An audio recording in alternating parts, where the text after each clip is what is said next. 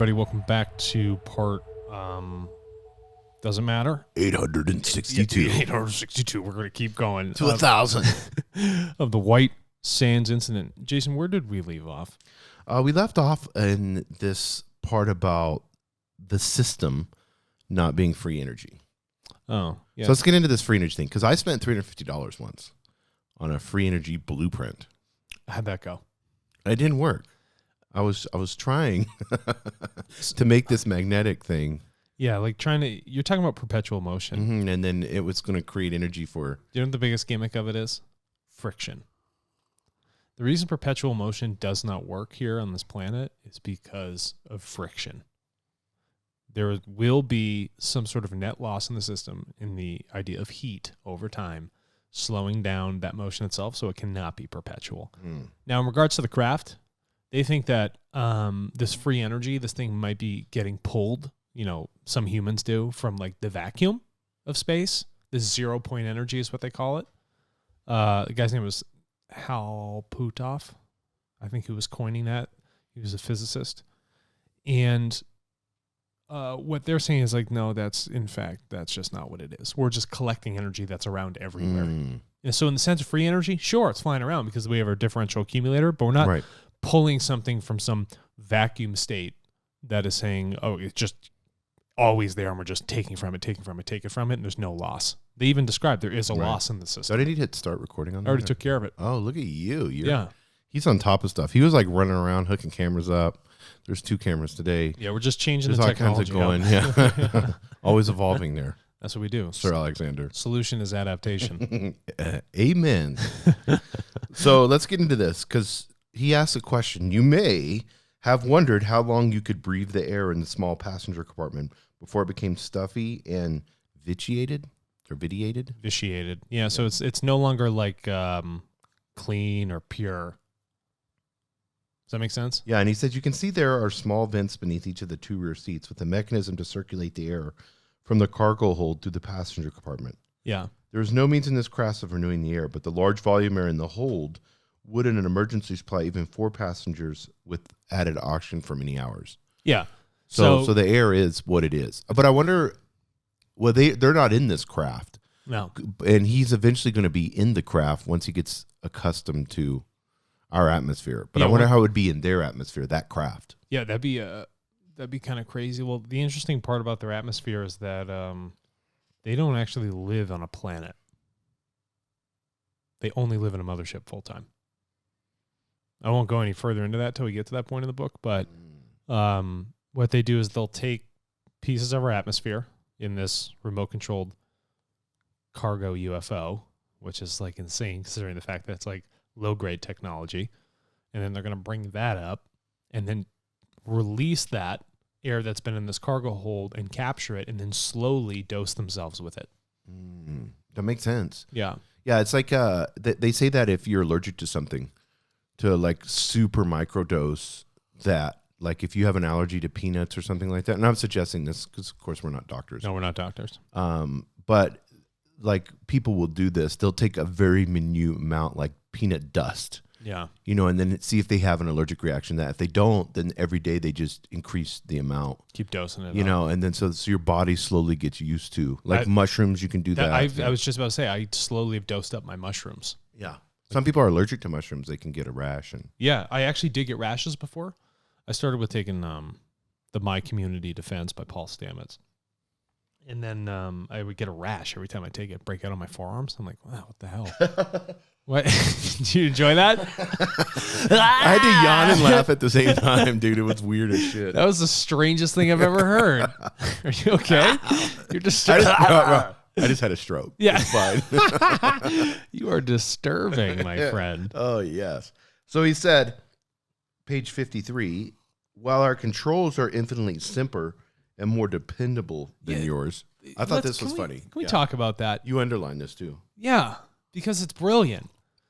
People, I don't know what is with this thing, even in movies. Like they talk about these advanced civilizations, right? And they like show you with all the CG and stuff. Why does everything look complex? Why doesn't it... Things are increasing with time and complexity rather than decreasing in complexity. Shouldn't your engineering and your intelligence figure out a way to simplify things rather than making them more like out of control? And plus, reliability, if it's simple, it works every time. Back in the old days, farmers, they're like, well, what are you still using that tractor for? Because it works. It's like a plow. Mm-hmm. It's a giant piece of iron, cut like this V shape, and it's just getting pulled by two animals. That's it. Works simple. every time. It's a productive. guaranteed. Yeah. That's what we should go. That's what we should continue to strive for. But we make things so inherently complex. And then when they break down, it's like we're trying to solve for all these things. It's like, man, that was difficult. Yeah, and whenever why is that? I'm sorry. I know you have a thought. No. But I mean, it's. I'm going right along with what you're thinking. Why do we make things more complex? Think about a personal relationship. I think it's easier to make things complex. Right, because it's just being lazy. Yeah, and it keeps you away from the truth. Well, yeah. It almost distracts you from what the real problem is. Relationships, whatever it might be, everybody tries to make things complex. Mm-hmm. But in fact, it's just totally, totally simple every single time.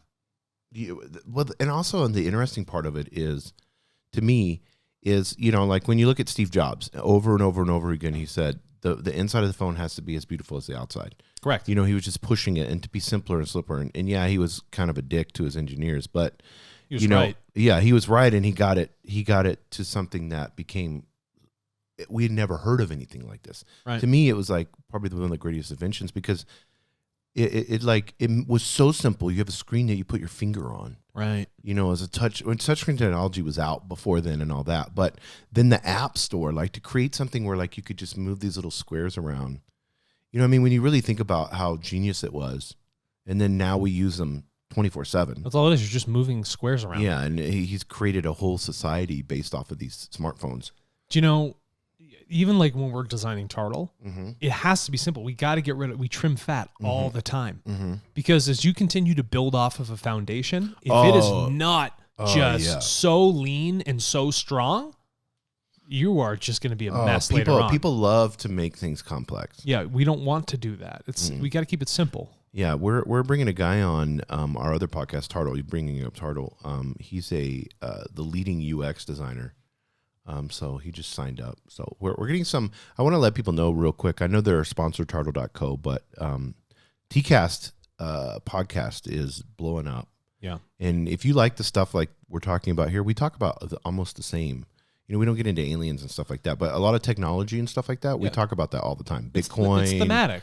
Yeah. We over here we're talking about creational laws, unity, all this other stuff, and in the other stance we're talking about technology, our future, but it's less of the sense of the immaterial things. It's a much more material podcast for people. Yeah, there you go. This is the immaterial, and then the other side is material. We need to strike that balance. What's going on? I don't know, dude. I'm like, go get something. Oxygen? Yeah. Do I need some oxygen? Is that what? Because usually you yawn when you need oxygen, or you have a huge amount of adrenaline. So when I was a rower, right, I'd sit at the line, and you'd start yawning because I'm not tired. My career, is dependent on 5 minutes. Years of work on 5 minutes. That's crazy. And you have to sit there patiently waiting for like 15, 20 minutes. And they're doing the countdowns and stuff like that. And there's no movement. It's totally silent. Everybody's jacked out of their minds, but you have to hold the boat completely still. And all you do is start yawning. It's the counteraction to the amount of adrenaline coursing through you with your inability to move. We would you'll watch the guys at the line, they're all yawning constantly, all the time. That's crazy. You can't help it. You would think they would have you like in stationary rowers or something, just warming up. No, we would, but I'm saying before the race starts, you're sitting there and the oars, they're essentially locked in place. You're up at what they call the catch. And when you're up there, you're just like, boy, oh boy, oh boy, oh boy, oh boy. And there's just a well of hormonal adrenaline rushing through you, and you are just like ready to kick. How often does the equipment fail? Not very often. It's very simple. Here we go. It's your feet are tied in. Right. People are like, what are you talking about? Your feet are tied in. You have a seat that sits on rails that go back and forth, simple ball bearings. Your hands go onto an oar, and that oar slides into an oar lock. And that oar lock is just on a pin, and it swivels back and forth. That is it.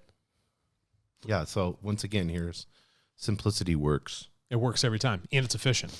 Yeah, so Alan says that the time is running out. and so that they have to return to a velocity somewhat greater than that of the outward trip. And now you're most directly above your point of departure. Mm-hmm. And then he was talking to him about, to paraphrase, he was talking to him about experiencing a thrill, and we're gonna go. I can have it where it's going to be like a roller coaster ride, and he wasn't expecting to be as intense as it was. Well, he said it almost ripped his organs out. Yeah, so you're ever in a car and like the road drops down really quick, and you're like, woo, like roller coaster feeling. Imagine that, but just total straight free fall. Yeah, and you're inside a craft. But here's the awkward part: you have no outside force pulling on you, so all you feel is your organs shifting, but no other force is happening. Yeah, dude, like that come would on, be wild. Yeah, that's nuts. He said, in a few seconds, I felt almost normal again. I don't feel very weightless now, I thought, and pushed down sharply with my hands on either side of the seat.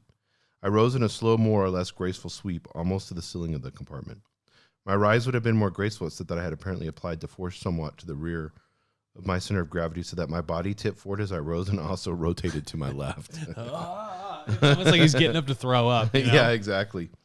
It was then that I saw something which I had overlooked when I had first entered the ship. It was only a simple design imprinted in the material of the seat. But I recognized the symbol, and the recognition must have produced a powerful mental shock wave, with Alan misinterpreted for fear or pain. For the gravity was immediately normalized, causing me to experience another rough moment as my organs all attempt to occupy the space normally assigned to them by my intestines. Just like all 80 feet of them, What is it? I heard Alan's voice, and for the first time there seemed to be a definite trace of concern. Then, I see you have noticed the symbol and recognized its significance. So before we get into the symbol, I think this is interesting. So, when you have telepathy, he caught on to this. Yeah. He wasn't sure what happened, but he was at the point of understanding and knowing. There was an emotional blast that just happened. When humans get to that level, if we survive, we'll be at that level eventually. You wouldn't want to kill anybody. Yeah, no, yeah, exactly. You'd be the fear and everything coming into you. You'd feel horrible. Yeah, exactly. Horrible. Yeah, so the emotion that's why I'm curious. The emotion that you feel towards things, whether it's jealousy, rejection.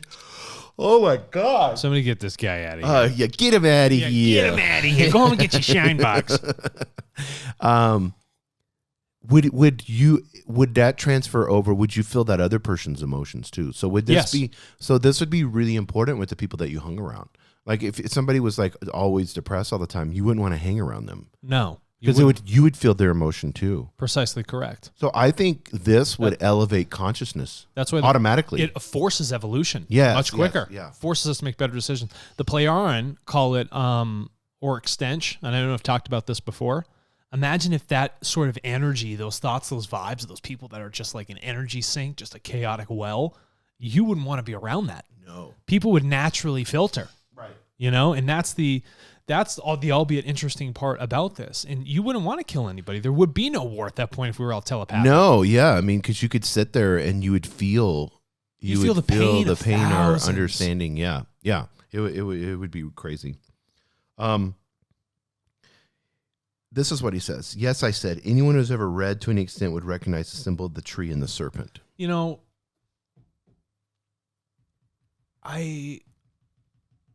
This is interesting.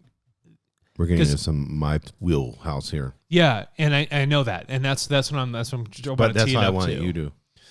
So, the serpent and the tree. We're talking the classic Adam and Eve story in the garden, right? The Garden of Eden. That serpent is that Kundalini energy. It's the coiledness of it. Didn't we do an episode on snakes? Yes. That coiled nature. Why is it that the Bible coins the serpent as something negative? Satan, yeah, it's always something that could. I think it's. I mean, we know in other mythical traditions that the snake was actually.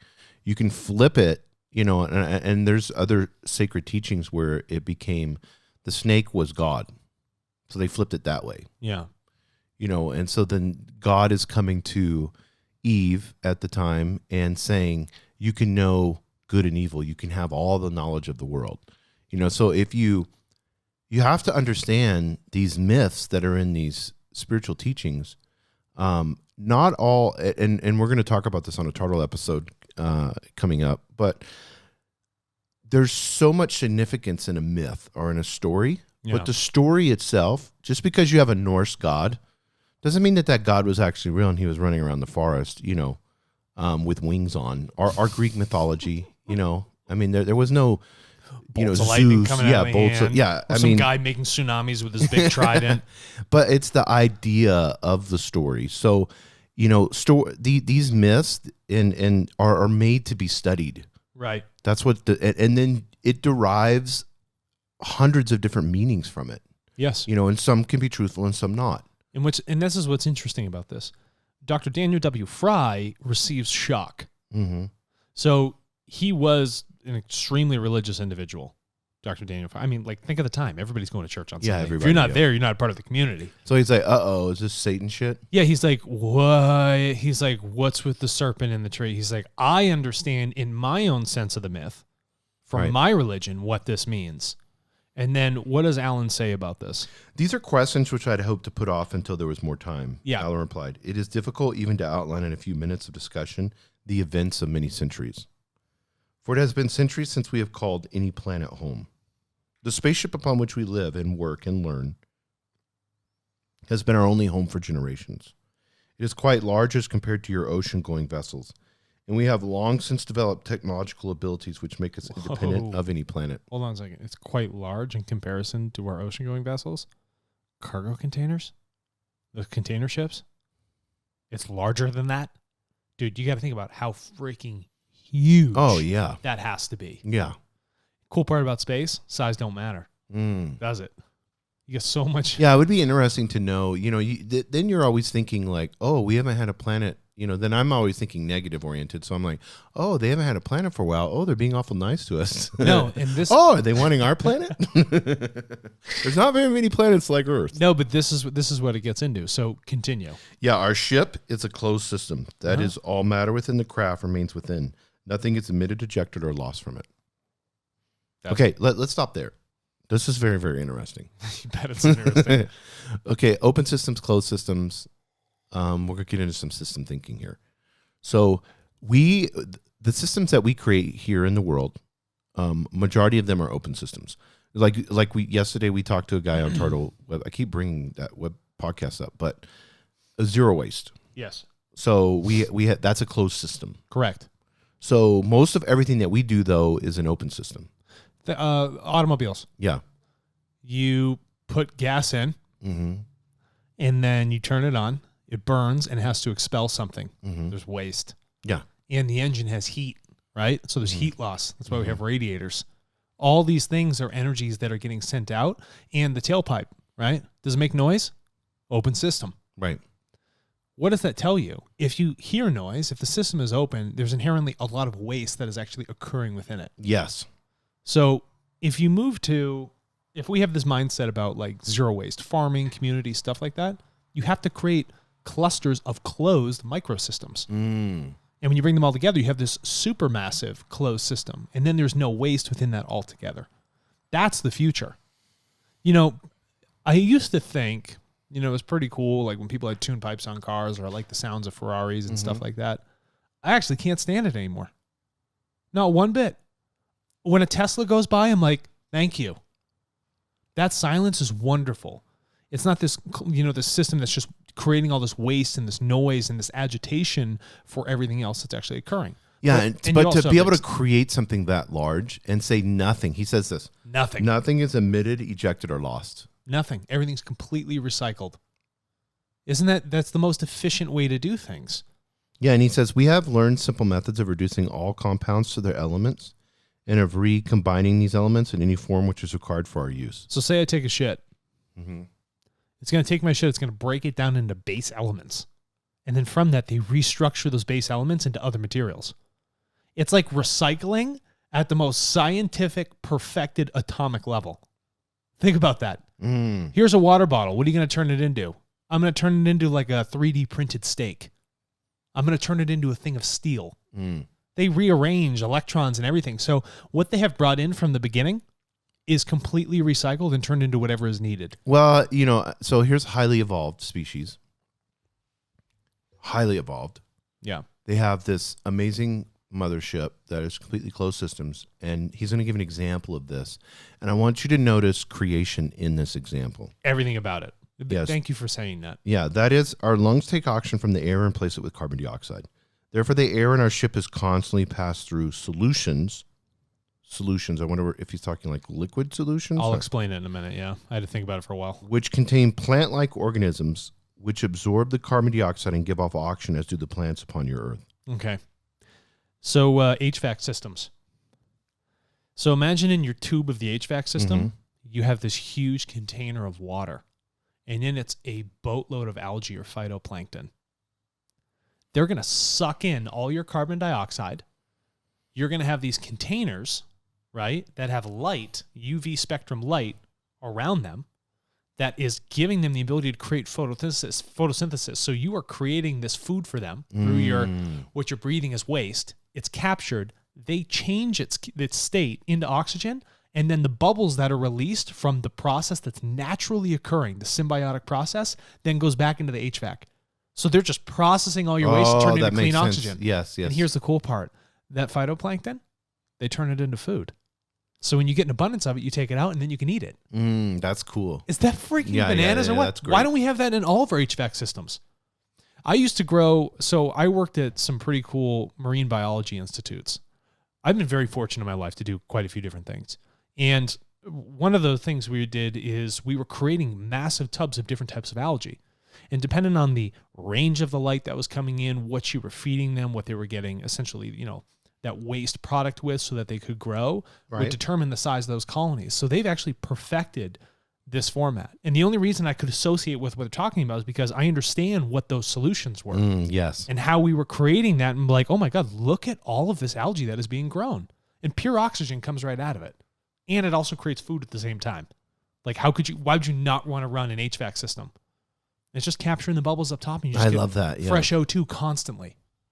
Because you can, and he says this, the plant organisms use the carbon in their own growth. Eventually, those plants become one of our foods. So that's interesting. See, how many times have I said algae's our future? Yeah. I always say it. And they even understand, because this algae too, all trace minerals, nutrients, amino acids, everything that is required for protein creation and survival at such a functional level comes from algae. There's so much health that can come from it. So they just use this as a base food product. All they got to do is breathe, and it's creating their food. And he said the dozens of natural cycles through which life is created and maintained on a planet such as yours are all duplicated within our ship. I think that's incredible. So they've reduplicated nature in a closed system. They've reduplicated creation. These are natural. And what's the key word they said? Cycles? They didn't say timelines. They said cycles. They understand that they are repeating processes that happen over and over and over. So if you look at the repeating processes, if you study them, you can accelerate and refine that process itself.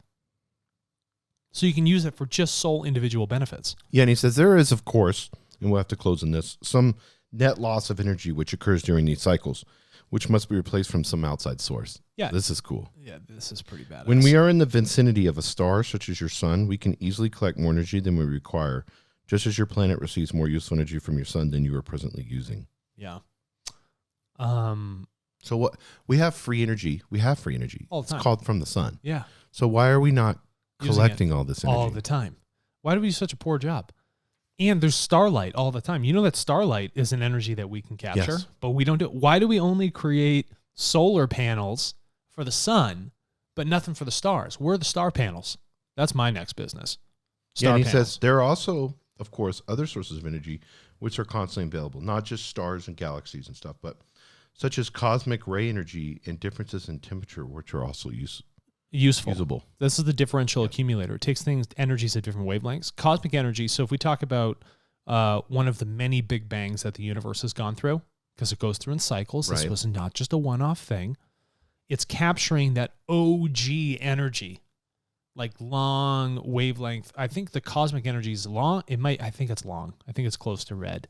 That just is moving through everywhere throughout the universe. So there's plenty of energy in the universe for us to be able to maintain Earth. Yeah, but our idea more than we could imagine. We got to destroy things to create energy. It's so foolish. I know. It's so archaic. It's totally archaic. So I leave you with those thoughts. Consider the way you live in an open system and try and make it a closed one. Doesn't mean close yourself off from the world, but consider your relationships, consider the food you eat, consider the cars you drive, where your oxygen goes. And then when you start to think about these things in that dynamic, holistic nature, it'll help you shift your consciousness to something that's more beneficial for yourself and for all. Amen, brother. Thank you.